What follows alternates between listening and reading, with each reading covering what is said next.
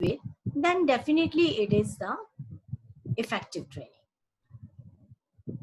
If you have an effective training and there's another training that is running around and you're spending a lot of money on that, almost double the money, you're using a lot of resource, a lot of time is being spent, it could be other resources also, the cost, the faculty and other things, then if that is also able to achieve the objectives and the performance is enhanced, and the one which is utilizing lesser resources, both of them are effective. But naturally, the training institutes, the organizations will want to go to the training that is efficient, that is spending lesser amount of resources for training the same people for achieving the same level of performance. So from here, we move on to different kinds of assessments. So what I will like to do here now is share my screen, and there is, what do you say, there is a PowerPoint that is there. It will be easier for you to go through the PowerPoint.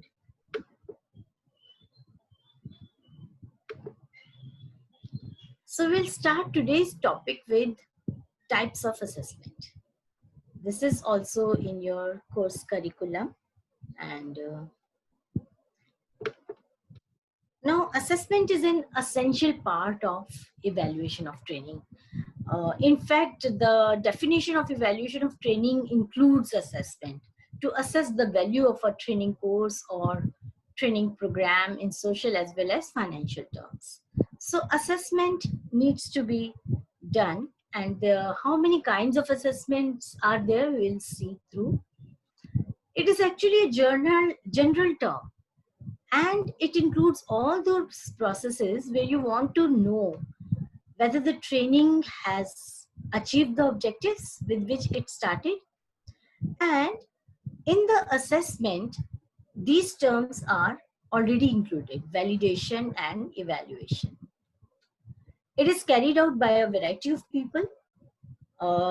In earlier classes, somebody was asking me, ma'am, who will do the evaluation? Actually, friends, it is carried out by different people at different levels. It is not possible for a single person to do evaluation for everything. So at different levels, different people will be associated, and they will have a particular viewpoint. By viewpoint, I also mean they would have a particular purpose for which they are doing it. For example, if the trainer is interested in doing the evaluation of training, then he would be more concerned with testing the learning or with proving like his trainings are the best in the country or maybe in the world, and he will want to prove that. And if it is being done by the organization itself, they want to see the improvement in the people. So they want to know whether the people have been improving through these trainings or not. So with every set of people will be having a particular viewpoint while they're doing the assessment. Now, is the training good or bad, or was it okay? Sometimes we turn a blind eye to it. We just don't bother about it. And it is definitely paying if you look at it and try to find out whether the training is good or not. How do we know that? The trainer will see that he will view training through the process itself. He will think whether the people are enjoying the training, they are learning it, and whether people are interested in achieving the objectives. He himself will be interested that the training objectives should be achieved, and he will modify his day-to-day delivery also based upon that. Then, whether the training is good or bad, line manager will decide on the basis of the results that training has given him. If the results of the training are good enough, increase the performance, only then it is a good training for him. Otherwise, the training is a waste for him. And the senior management, they will think whether they are not bothered about day to day things. They're not bothered about whether one single employee had been able to perform well or not. They're interested in seeing whether the investment they made in all the people, they trained them, they sent them to Goa, they included the families also, they can relax in Goa, and then they can also be trained, they can undergo a seminar and all that. Was it worthwhile? Did it improve their morale? Did it improve their results? Did it improve the performance on the whole? So these are the viewpoints with which it is judged whether the training is good or not. And of course, the investment, whether the training was like providing you benefit or not, that is how they think. And this is a very, very important part of evaluation, and this cannot be ignored. It is important because if no assessment is done, then there is a likelihood, there are dangers. The trainees do not know whether they have received the desired outcomes or not, whether they have achieved the designated objectives or not. And trainers, they wouldn't get any feedback. Like they wouldn't know whether the training they're providing is of good quality or not, whether the participants are liking it or not, and whether it is conveying the ideas that they wanted. Money may be wasted on inadequate training. The training was good, very nice, a nice exotic place, food was good, everything was good, but it was not enough. And it was very poor because you never compared it with others, and you don't know what is a good training. That could be a reason, or maybe this could be that only that kind of training is provided in the field that the organization wanted. Management may not associate improved performance with the training. That is a big danger. And not training your workforce is another danger that is there. And with this we discussed in the first session, I think. And where no training is done, people are just learning by themselves or by their seniors, where they have mentors and all. So there's a chance of learning wrong things also. And management may not associate the improved performance with the training if evaluation is not done, if the assessment is not done. Then spending may be reduced on training because no one knows the benefit it produces. And actually, that is true to a large extent in both private and government organizations. The first, whenever there is to be reduction in costs, or economy has to be, there has to be an economic cut, the training is the first casualty. The training is considered to be the first casualty for this purpose, and they cut down the training expenses as the first thing. Now, assessment can be done at these things. Actually, these are essential places where assessment should be done.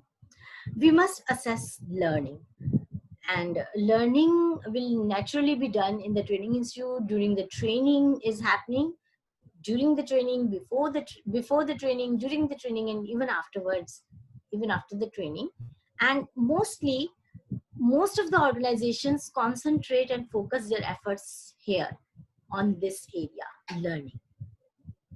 Then the assessment of effectiveness of training, whether the training could provide a performance enhancement.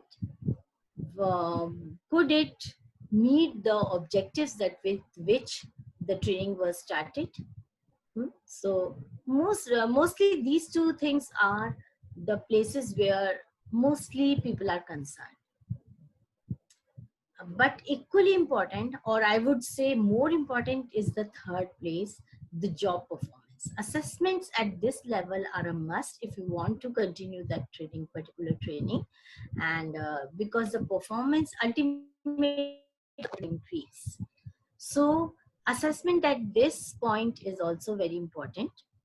But it is a very sad story that still people are not doing assessments at job level. We could say it would range from 15 to 20% in all the organizations put together where job performance is being assessed. Then ultimately the resource allocation, the monitoring assessment should be done here also, whether it has really resulted in increased benefits to the organization, whether the sales have increased, whether the absenteeism has reduced, whether the morale of the workforce is high, whether production has increased. These are the indicators that will tell you, and an assessment at this level should be done. And if you move from learning to effectiveness of training, and if you look at the job performance level, the time that you require after the training increases. For resource allocation also, you need a considerable time lapse after the training has happened. And I think in one of the sessions we discussed the contaminating factors also. And so now let us move on to assessment of learning, where mostly we put in our effort. And this could be of two kinds, formative and summative. Formative, as the name suggests, it is something that is still forming. It is not complete. And formative is those informal assessments where you take the feedback, where you check the reactions, you do questioning. It is actually building up the participant to test their learning, whether the training is going in the right direction or not, to test that. Then the summative assessment is the one in which you declare them pass or fail. Like if the trainers pass the exam, only then they will get the promotion. If they're not able to do that, then they will not get promotion, or probably in some trainings there's a project to be done afterwards, because just theoretical inputs are not enough. Whether you have been able to apply that through a project and submitted your project and it has been assessed, and only then you will get a certification of successfully completing the training. So summative is the one in which you decide whether it is pass or fail, and in the formative one you do an informal testing of learning.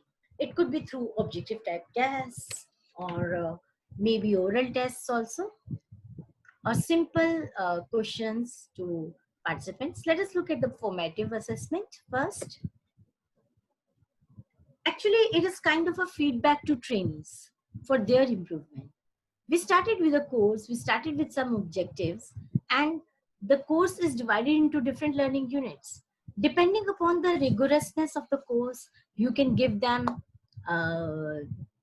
assessments, and whether you give it for the session wise, or you can give it at the end of the training, or maybe at the end of each day. Assessment is now a part of a learning process, the formative assessment, and it should be part of the design also. So you must be having designing training courses in your curriculum, and in that you must have noted that you have to make it a part of your design. What assessments you will put, what exercises, will there be any games or something? It is built into the learning event and becomes an integral part of the learning process. So that is important here. It may not even be recognized as an assessment. Like sometimes the faculty in the class, if it is face-to-face class, then faculty may be throwing questions at participants, and the participants are required to think about that. Then it could be that they don't realize that it is an assessment, but what the faculty is doing is he is trying to gauge whether the participants are with him or not, whether the participants are able to understand what he is doing, whether his pace is right, whether he should go a little slower, or maybe he should go faster. And informal questions, or maybe the feedback, that could be there. Some examples of computer-based trainings in which you have to pass a module, hmm, and show your skill. Then role plays, you can be given role plays. I think you understand what role plays are. In a training, you are given definite roles to play, and the participants play those roles. And the purpose is to understand some concept. Then group exercises, etc., where you may be doing discussions, and then coming to some conclusions and making presentations. So this tells you what you have learned. Actually, when we are doing formative assessments, it should not be threatening. Like, the participants should feel comfortable. Yes, this is an assessment to help me. They should not feel that if it like it will be embarrassing to them. It is not necessary that the participants have learned everything or have done the reading at home. So it should be non-threatening, and it should be informal, and the participants should be assured that it will not be shared with the boss. Only then this formative assessment is going to be successful. So these are the points that we should remember about formative assessment, and this is an essential part. Sometimes I feel that that is my personal opinion, that formative assessment is even more important than the summative assessment. Whether you are at a job level, I said earlier that mostly at the learning level the formative assessment is done, but it is not that it is done only in the training institute scenario. When you are into the training class, it is as much on the job also. It may not be an on-job training, it may be only working in your job where you apply it. And if you get your feedback from other colleagues, you get feedback from bosses, they tell you if you do it like this, it will be easier for you. That is also how we learn, and that is again the informal and assessment, and it can be termed as a formative assessment. Now we come to summative assessment. I said here you declare people as pass or fail, and actually this is based upon the performance in the test and not on learning. I said I prefer the formative assessment because of this reason also. It is not possible to make a test in which you can really assess the learning that has happened. There are limitations on the makers of the test and also on the questioning that you are doing. The questions that are to be framed in a summative assessment have to be very carefully done, because it is not necessary that the people are just giving performing in the test that matters. It is actually how much learning has happened to them. So the questions could be really superfluous, or for example, if you have taught them fundamental rights or something, they may be based upon the articles of the constitution, but not the conceptual knowledge. So that does not gauge your learning. If the person has understood the concept, and framing questions for gauging the conceptual knowledge is really tough, and it requires some experience and expertise. So declare pass or fail is based on performance and not on learning here, whereas in formative assessment it is based upon learning only. The examples are driving test, pilot training, police training, etc. But although I said that I prefer formative assessment, but I had in my mind only the classroom lectures and all that where we train. If you're doing the driving test, the pilot training, it is essential that summative assessments should be done, because these are the things that cannot be left to formative assessments and from informal feedback. You can be flying comfortably only if the pilot has been declared as pass in a training. Otherwise, you will not be comfortable to sit in the plane. So these are the places where the summative assessment are essential things. And it is difficult to design, much more difficult than the formative assessments. It may be difficult to establish suitable standards of performance. Yes, in these things, for example, driving test, that person can turn right, that person can stop the car, put the brake, he knows ABC, he can read the signs and all that. That is all right. But when it comes to the main road, is he confident enough or not? So these are the things which are difficult to judge. It is often difficult to devise measures to assess effectively that standards have been achieved. So that is a difficulty in this, that whether the standards have been achieved, what measure can be put. That is difficult to decide. Actually, it is difficult to quantify everything. That is why it is difficult to decide that. And the cost of assessment can be high. Why? Because you may need experts, you may need trained people who can do that, and you may need equipment also. So then again, trainees may react against the prospect of being tested, and they may be detesting it, that why are we being tested. And in adult learning, andragogy, adults don't like to be tested. They don't even like to be told. They want that they should be sharing their experiences, they should be doing it and learning it. They should be allowed to learn by doing something. So, and then it is difficult to decide what happens to people who fail the test. So if it is a pass or fail, then it is really difficult to decide what will we do with the people. For example, if it is a competitive exam, yes, you will recruit only those people who pass the test. But in otherwise, in the job area, it is difficult to decide what to do. Maybe a retraining, you can say, again, that would incur a lot of cost if you go in for a retraining. Now, what are the measurement criteria and things? Let us look at that also. First of all, the measurement criteria, it should qualify for technical accuracy.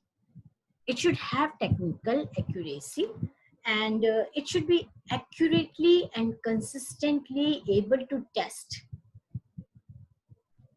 And testing will of course be done on the characteristics which are intended, where we want to test them. It should be very, very accurate. Then there should be some administrative convenience. Now, what does it mean? It means that if you want a lot of equipment, you will have to hire video cameras or buy video cameras to observe people and see whether they are able to perform or not, and whether you need some external examiner or something. Then there could be an administrative convenience. There may not be enough people there. They would not, maybe they don't have the room where they can run the exam. And it could be an unnecessary burden upon the organizers or users. So you have to just check whether there is administrative convenience or not, whether they are able. For this, the evaluator has to talk to the people, talk to the management, and know, like, you can decide the administrative convenience only after consulting them. Then political acceptability. It is quite possible that you run a test and 70% of people fail. Then this is a very like embarrassing moment for the organization, and even it could be running in conflict with professional, functional, or even status related expectations of the users. For example, if it is a middle management level or upper management level training, then political acceptability will be difficult here. So depending upon the group, you should administer the test. For technical and accuracy, to attain that, use tests and other instruments that are objective as far as possible.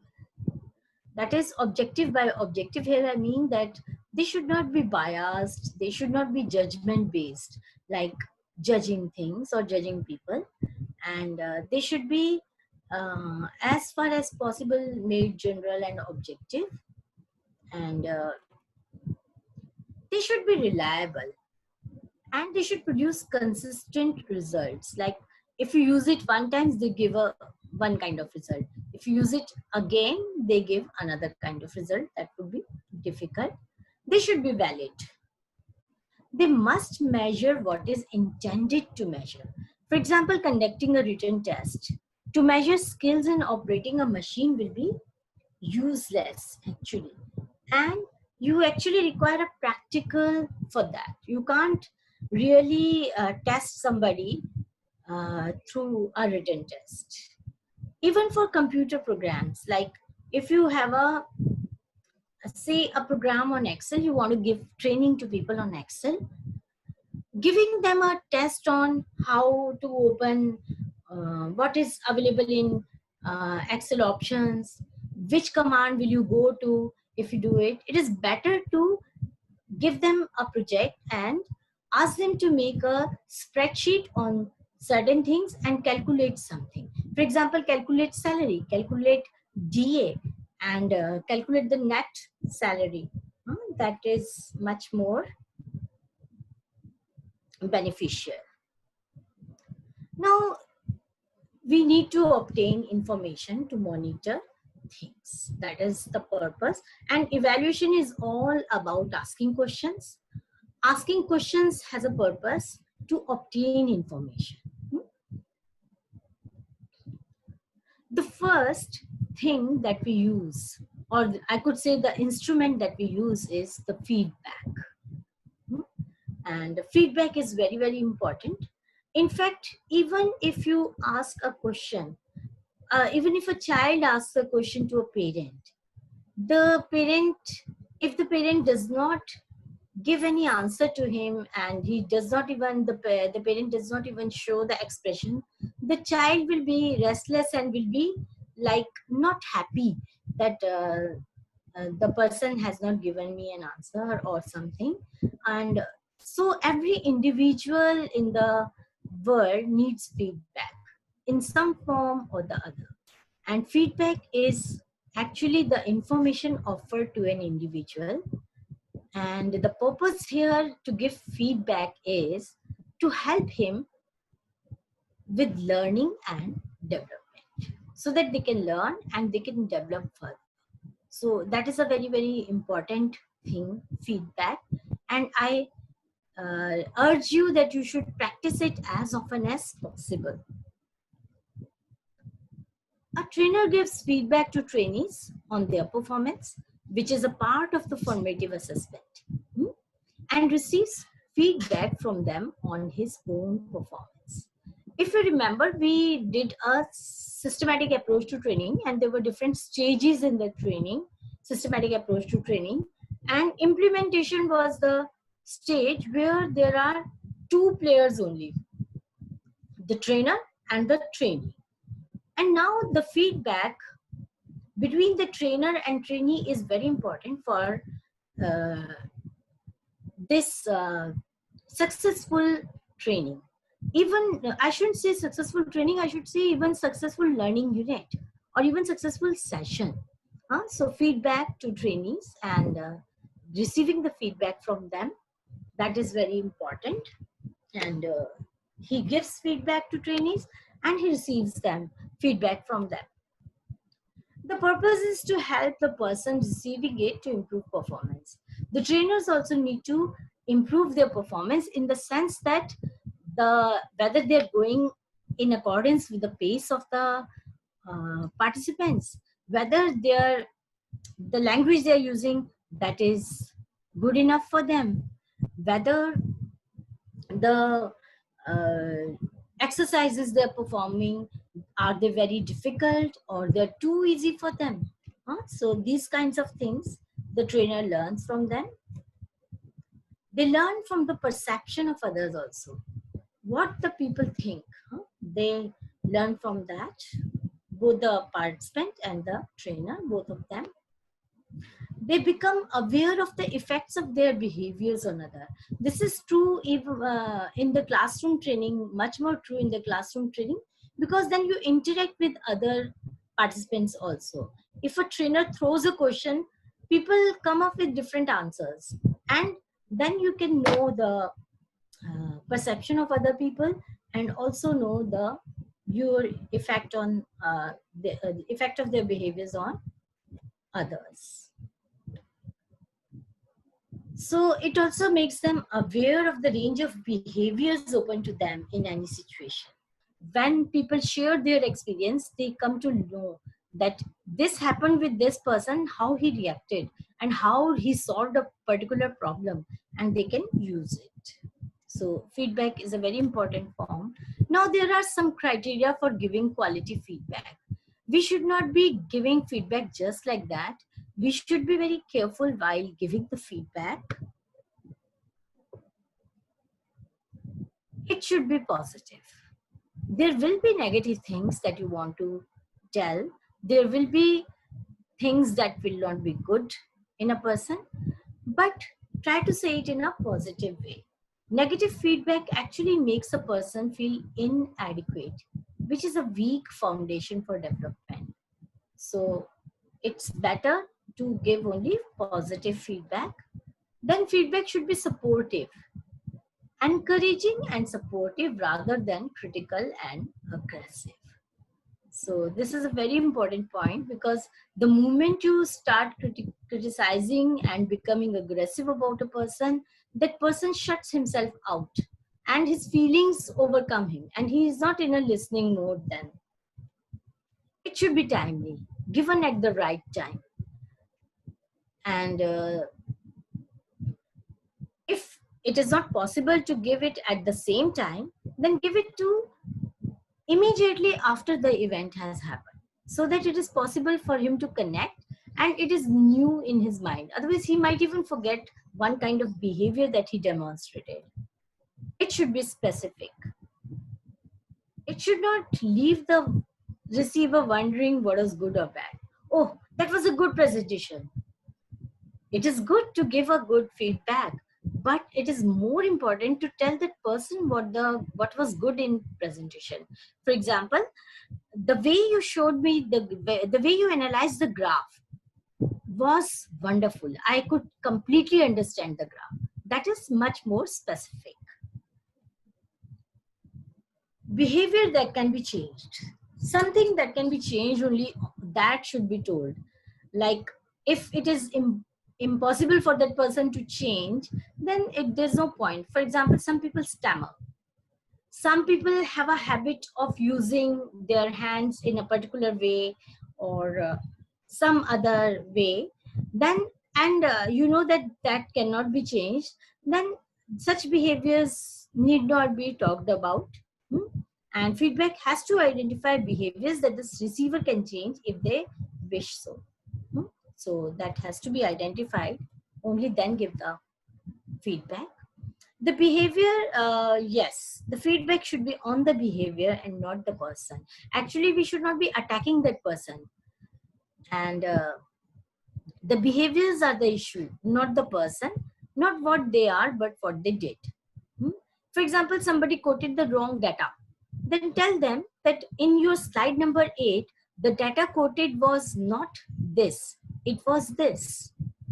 Instead of saying you are telling lies, you are not showing the correct data, that is not the way it should be. Maybe the person knew only this much and he took it from some source, then we should avoid that.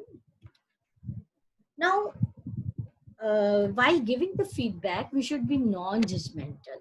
Avoid you messages. Don't you say you. Try to say the presentation had 28 slides. I'm more comfortable if the presentation is less than 15 slides.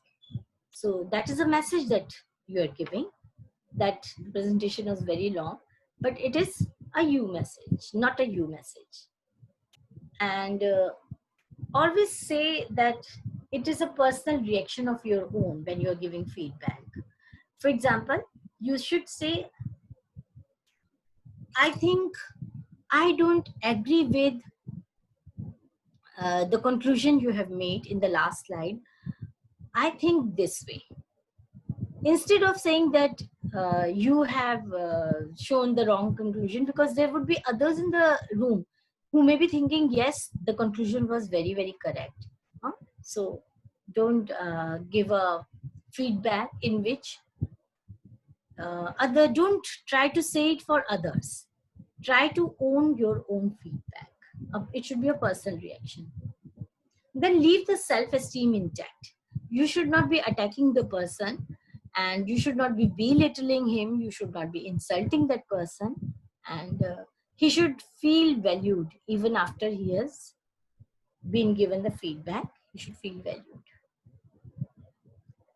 Then the receiver is free to change. The feedback receiver chooses to change based on feedback, accept it, rather than feeling forced to change. They need to own the potential change. They like the feedback. While you're giving the feedback, don't try to force. Next time it should not be like this, it should be like this. Don't say like that. Ask him to consider changing the whatever you want him to change. Ask him to consider whether he would like to change that. So that is how we give feedback. Now, you will be receiving feedback also as trainers, even as evaluators. If you meet the management, if you give your report, your evaluation of training report, which we will be discussing in next to next session, then you will be getting feedback also, and it might irrite you. You have spent almost a month running around here and there collecting data and asking people to give your questionnaires back filled in, but people are not giving, and it is definitely frustrating. I'm saying 1 month, sometimes it could be 6 months or 1 year also. And so you will have to do a lot of running around. People will not find time. People will give you time but may not be available, and that might be frustrating for you.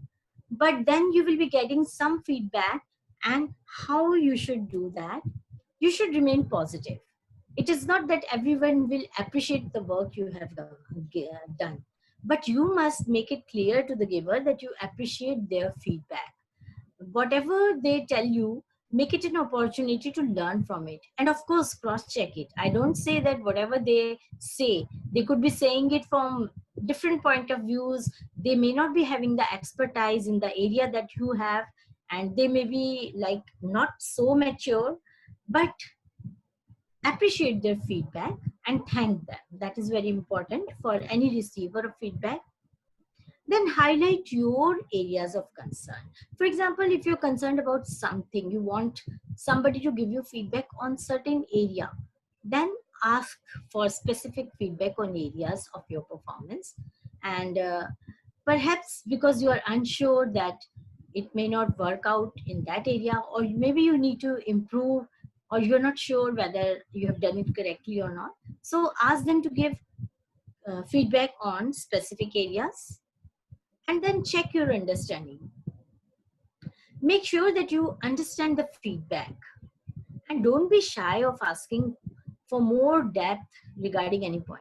You should ask if you are in doubt, and ask for clarification if you need it, or are not too sure exactly what the giver is driving at. So that is very important.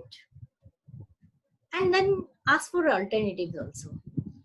Either you give them, I have done it this way, I have raised these 4 questions in the questionnaire. Do you think I should reframe the questions like this? Or can you suggest me what I could do in a different way? That way you should ask for alternatives, or make your own alternatives and ask whether they could be more useful. Then note down the points. Ask if there are any other aspects on which they can comment, and then you can note them. And I never said that you use it, you just apply whatever feedback you get back, receive. Don't apply that unless you have cross-checked the feedback with other people and you have reflected upon it, whether really it needs improvement or not. Because People will be giving you different perspectives from their own understanding, from their own purposes and their own issues in mind. Then the most important thing is try not to be defensive. Being defensive is a sure way to stop people from offering you their perceptions. For example, if somebody points out a mistake or something, points out something, don't say, I did this because of this, I did that because of that. Don't become defensive, just own your mistake. Don't be defensive about it. Then reward the feedback giver. One way of doing this is to indicate maybe one or two things that you will try out next time in the light of their helpful observations. For example, if somebody told you that these are some of the questions that you can add into your questionnaire, then you should just repeat that. So according to you, my questionnaire will be improving if I also asked about one this, second this, third this, and then that is actually a kind of a reward to the feedback giver. So that is how we should receive feedback. Now, it is not just the feedback for obtaining information. Feedback is, I would say, just a precursor of many other instruments that we have, and they're like very useful in evaluation of training. The first one, as the most common, is the questionnaire.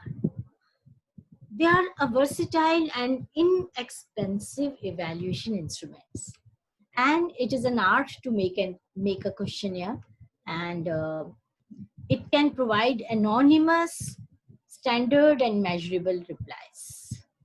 And like anonymous in the sense that you can ask them not to write their names, so they're free. They can give their free and candid opinion, and it could be standardized, and then it can be measured also. You can put measures on the rates. You could make rating scales, you can make ranking scales, and so on.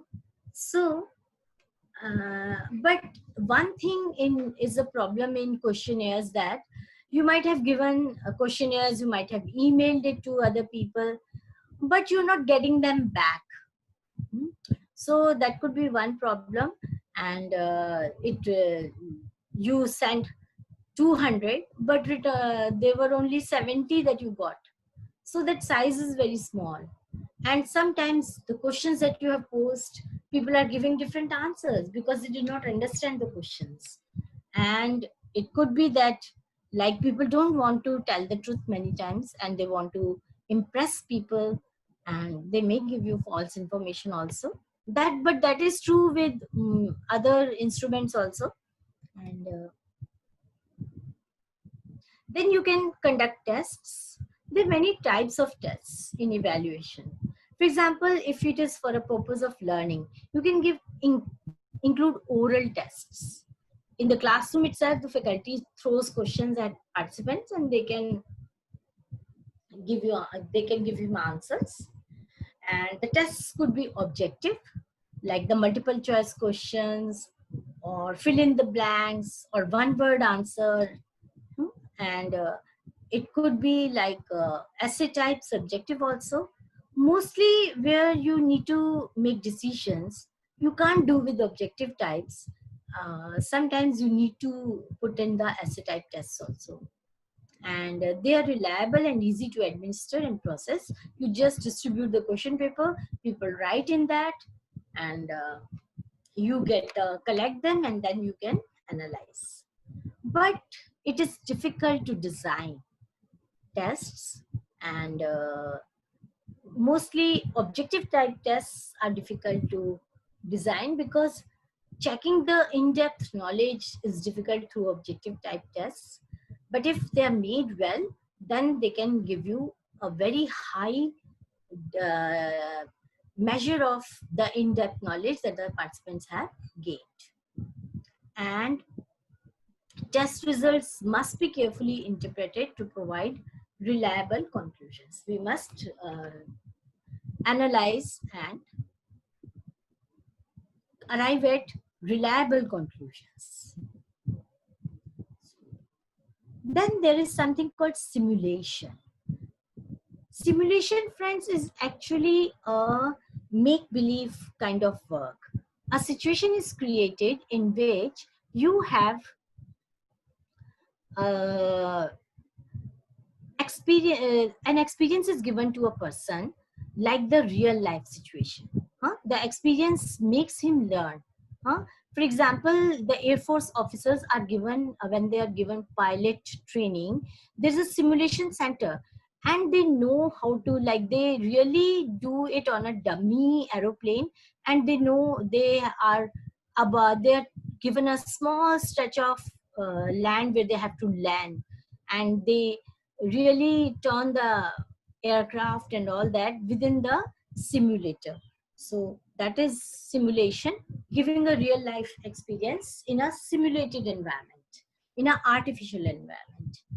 So simulation is often essential to prevent trainees making dangerous or costly mistakes. Like I mentioned about the Air Force officers, they have to fly an aircraft so that they have the whole board there. They know how to turn the aircraft, where to land, how to land. They really do it. And it is very costly. And they can provide hypothetical problem situations also in a safe environment where conditions can be readily controlled and measured. For example, in a classroom training, in an evaluation of training course also, which DOPT conducts, there is something called entry items. And that is, simulation is created that you have gone back to your office and there is a letter waiting for you, and now you have to take action on that letter. So that is also there, like a simulation. And even in the classroom setting, that can be done. The simulation must be relevant to the work environment and followed up by on the job evaluation. So it must be tested in the field also. And simulations can be, of course, very time consuming and difficult to learn from in non-technical situations. So that is actually difficult to do. And but simulations really pay well when done. Then we have individual interviews. This is another form of instrument to obtain information. And trainees assess reactions to or options about training. They analyze progress in implementing a plan of action. And interviews can be structured. That means that you can go with pre-formed questions and give that to ask through from that only to the participants. That means you will be, with every individual you will be asking the same questions, and they will be giving you the response which can be documented. And or it could be unstructured. You can just throw in some questions. For example, a TV debate. In TV, when interviews are run, it is not necessary that the person has a pre-set of questions. He can generate questions otherwise also. But interviews can be a little threatening to the trainees. They may feel nervous about it and they may not want to disclose. Hmm? Then group interviews. Group interviews are, you are asking a set of people. And you can do it before or during or after the training. Even the individual interviews can be done before, during, or after the training. And but it is quite possible that only some members will speak. There will be some members who are very, very active, and only they will speak. And it could be like they could that could be construed as the group saying whatever they say. It could be assumed that they are speaking for the group, but they may not be true. There may be some people who may feel sidelined, and they may not participate. They may keep shut. Then both the above have need for trained interviewers. The cost and time. You need, it is costly. It is, you need trained people for interviewing. And it does take a lot of time, especially if you're doing individual interviews. It will be really time consuming to interview on every person. Then the next method is observation. Trainees can be observed during the performance of a task by trainers, supervisors, or peers. If it is in a training institution, it can be done by trainer himself. He has given them a task and he observes how they are doing. And peer evaluation is a very important part in andragogy. Like in adult learning, people don't want to be tested. So what is done is, first you administer a test and then you have a ready-made answer key and give it to the peer. Peer will check the answers of the other person, and that way it can be done. And it is observation is the most effective method in the on-job scenario. Like when the person has undergone a training and gone back to the workplace, then the supervisors tend to observe them, how they are doing. It could be informal, it could be formal, it could be videotaped also, and then could be find out. It depends upon the what kind of task he is doing. For example, if it is in a production line, then a video can be there and it can be easily seen. And one thing to caution is that only where observable performances are there it will be effective. Otherwise, it will be unreliable. And again, you need a person who is trained. It's not like everybody cannot do that observation. You need a trained person. Then there's something, friends, which is called activity sampling. Actually, if there is a task, for example, a person has to settle some medical claims, and that is his work. So his activity is selected. There are random samples of that person's activities that are taken, and then we calculate what proportion of time is spent on various activities. So this is done before going to the training, and when he is trained person and he comes back, then you can again put the activity sampling and see how performance has improved. Has he become faster? It could be on sales, it could be on other things, any production items, depending upon what kind of work he does, that is there. And it is useful where the time spent on various activities is important, because it can provide quantitative measures.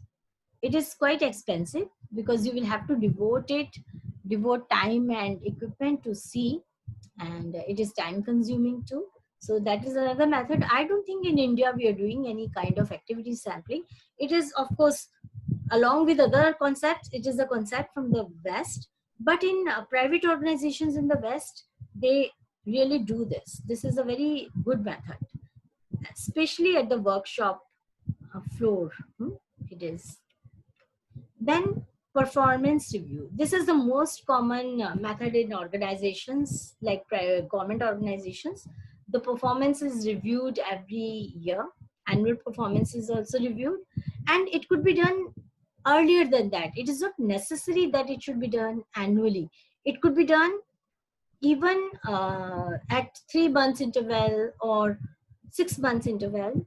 It involves prolonged or continuous assessment of job performance, and generally discussions are held between employee and management, and identifying of areas where improvement can be done or where you need improvement uh, have to be identified, and then uh, try to send that person on training. And even to do this performance review, you need trained people. Then there is 360-degree review of performance, how the person is performing. 360-degree review is when you take observations or you take reviews from different set of peoples, the people who are subordinate, the people who are higher ups, the customers, the clients, the stakeholders, the peer group, all those. So all round review, that is also there. Now, the question is, which is the best method? Excuse me.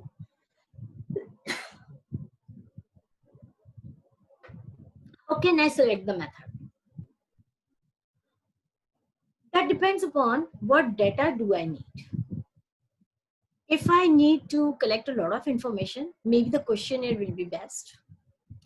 Do I need a data on increase in like increase in efficiency or less time is being consumed on something?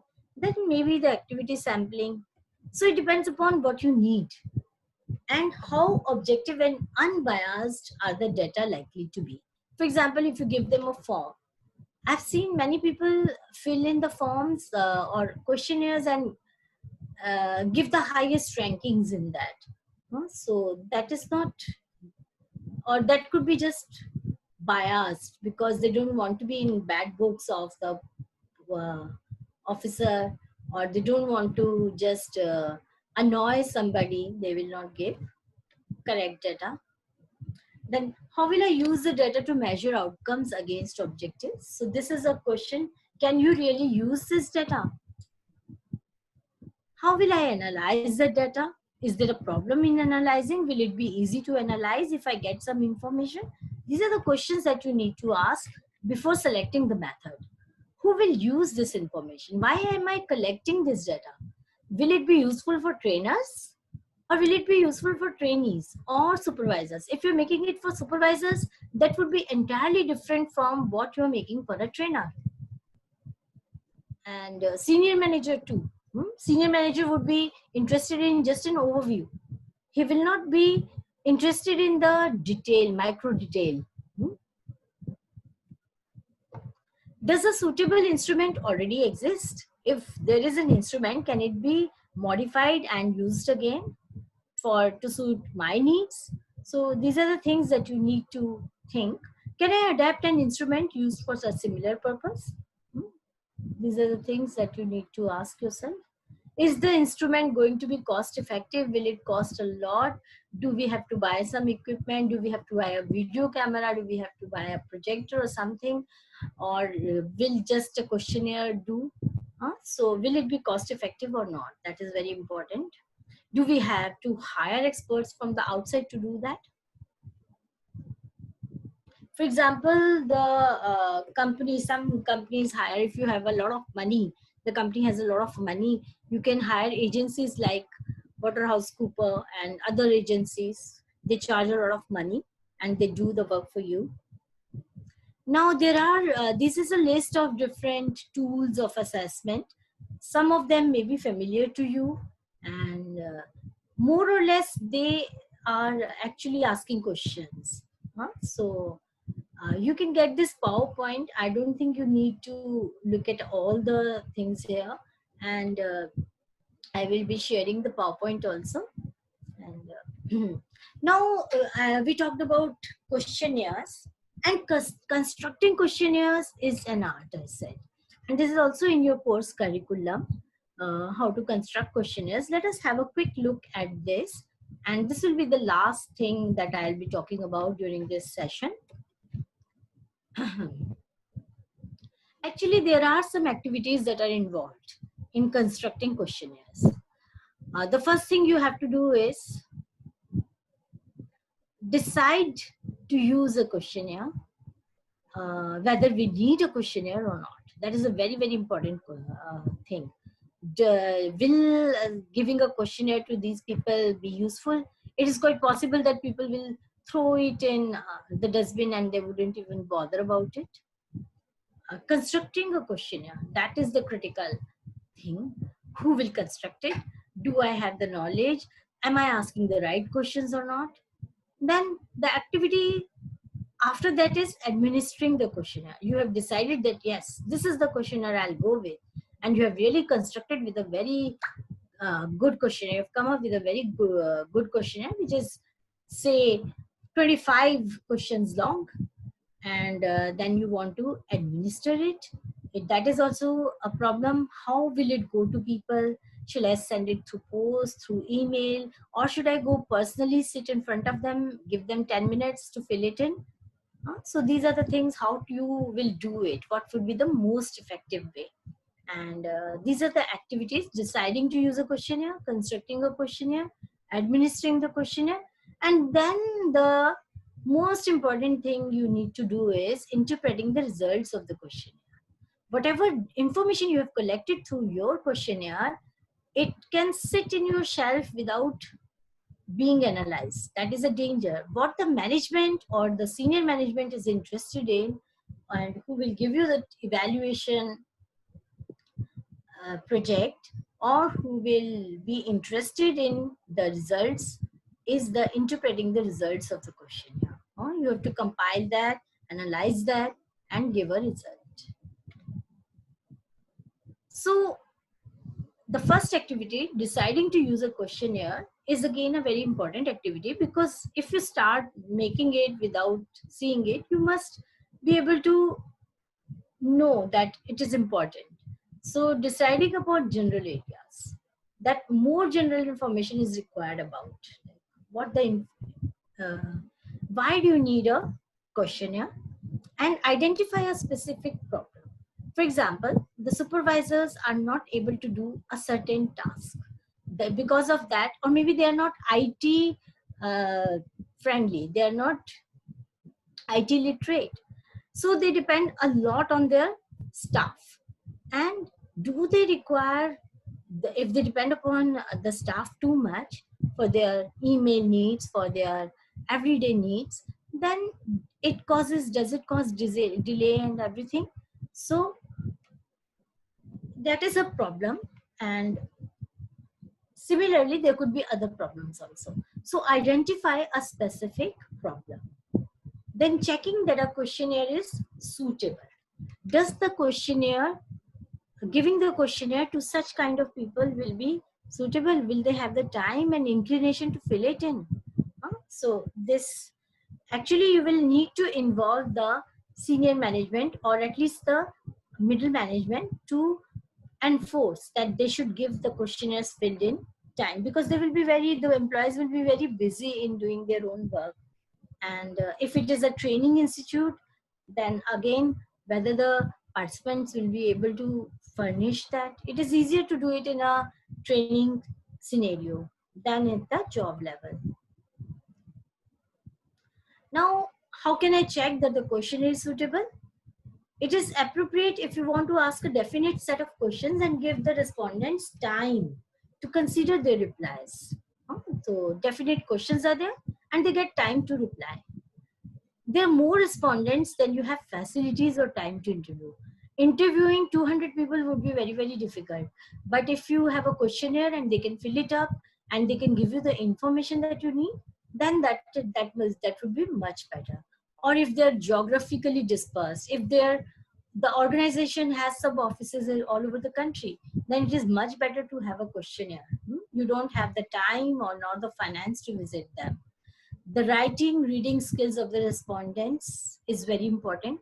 For example, if it is for the MTS or the people at the lower strata or at the workshop floor, then they are very good, highly skilled in their work, but they may not be having writing or reading skills. So it will be a waste on that. You have the time to construct a good instrument before you use it. You must be having time because it requires a lot of time. And you have the production facilities available, you have typing, reprography, paper, etc. You have considered the problem of omissions, that is questions unanswered, people don't answer those questions. You have considered the problem of response rate, questionnaires are not returned. That could be there. Now constructing a questionnaire. So you need to choose the format for the questions, identify the frame of reference for the target group. Then you have to write the questions, then test the questions, retesting the questions if necessary, and revise the questions if necessary. And after that, design a summary sheet, then organizing the questionnaire. These are the things that you require to do in constructing a questionnaire. And in choosing the right format, what could be the right format? For example, it is a opinion seeking questionnaire. Then it is better to give space to people to write down what they think. So open response questions could be much better here than giving them your own ready-made answers. Open response questions, they are used for more complex questions, and they gives the freedom in the way in which they answer. It is not possible that everybody will be answering in the same way, and it is not possible that one answer would be the correct answer. So you can give them an open response question. Then there could be closed response questions. They are used for more simple questions, and the respondent has the choice from among a number of answers that have been provided. You have provided the answer and they can choose from that. This is an example on the screen of an open response question. For example, you may ask them, in your opinion, what new skills did you acquire through carrying out your project?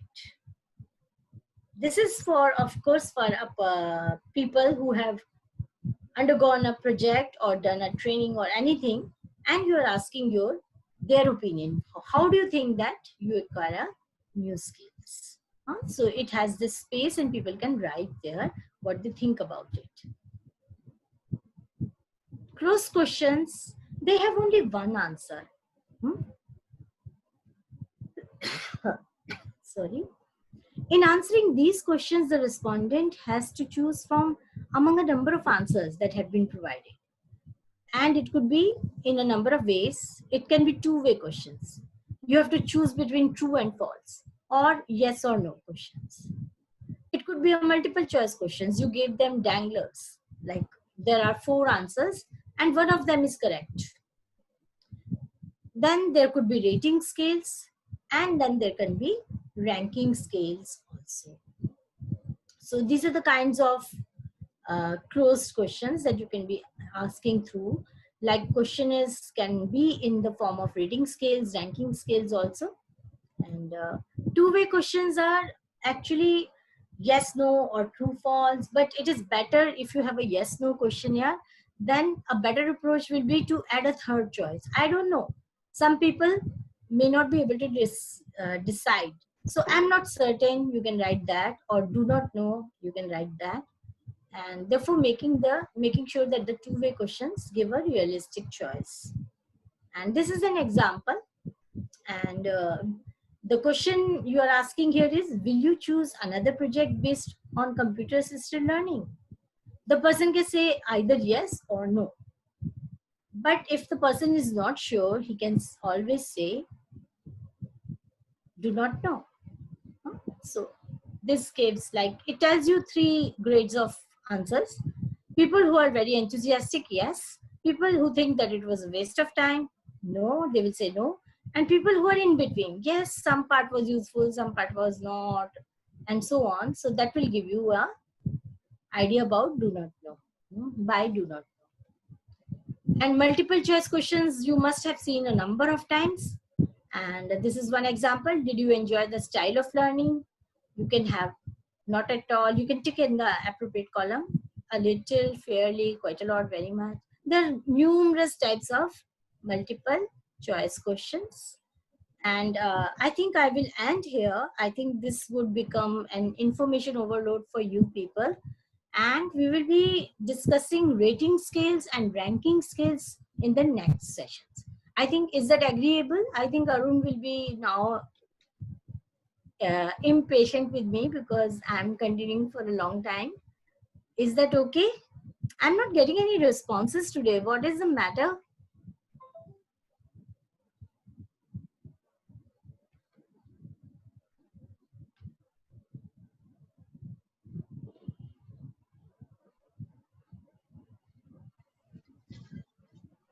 Good evening, ma'am. I have a question, Arpita here. Yeah, Arpita, tell me. Can you please explain the activity sampling part again? I could not catch that one. Okay. In activity sampling, Arpita, what we do is, for example, a person performs a certain task. Say it is a car making company, and he has been given a task. Maybe he fits the engine. Okay. I'm just making a wild guess just to make it simple for you. And he has to fit the engine. It takes him, say, 1.5 hours to fix the engine before he went on training. But he was given a rigorous training in which they told him new techniques to do it quickly. And of course, the experience also matters here. So he comes back from the training, and you take random sample of different people of that activity. His work is not just putting in the engine. His work may be much more than that, but this is a small activity which helps him in production of the car. And you pick up a number of people who are doing this, and you measure the time now after the training, how much time do they take. This can be done even before the training to see whether they need a training, and this can be done during the training also and after the training also. After the training, you know by comparing how much time did they spend earlier and now how much time is reduced, because that would increase their production rate. Am I making sense, Arpita? Yeah. Yes, ma'am. This is just an oversimplified example. It could be done on a variety of things, but I don't think in India many organizations are doing it. Right, ma'am. Anybody else who wants a question? I think I should I stop sharing my PowerPoint?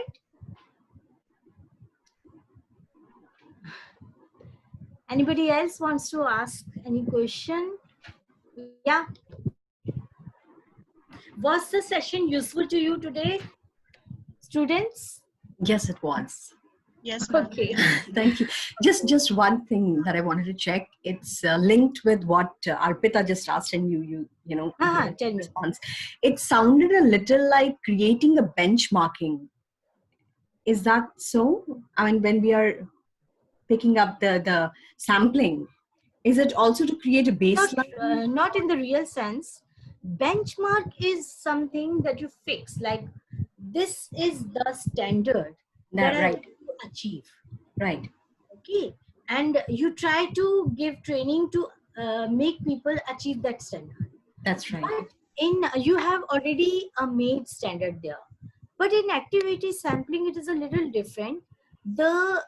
You need not have that criteria that they should be able to do it in 15 minutes. Okay.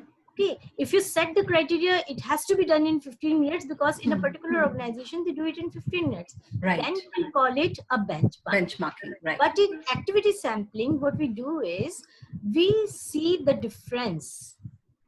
Actually, there could be rejection also, there could be mistakes also if we try to reduce the time, isn't it? Right. So, if they're doing everything correctly, like they were doing earlier they were, this person or these people were taking 1.5 hours. But now, after the training, that has reduced to 35 minutes on an average. It could be possible that one person is taking 40 minutes, another person is taking just 30 minutes, and so on. Huh? All right. All right. So can it be used as and based upon that, it is compared earlier and later. So can we say that we can use it as a baseline?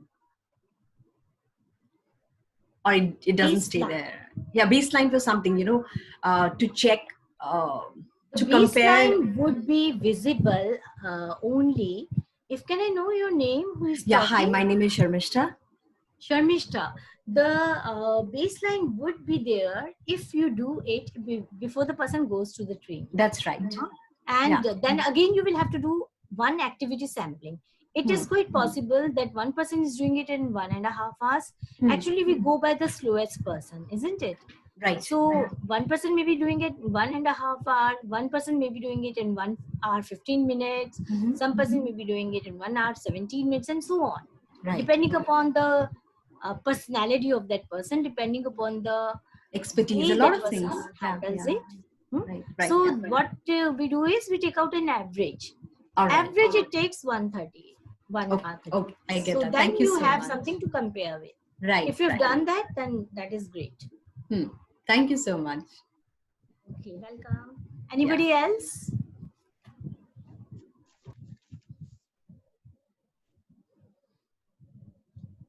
Okay, I think shall we call it a day now? And thank you very much.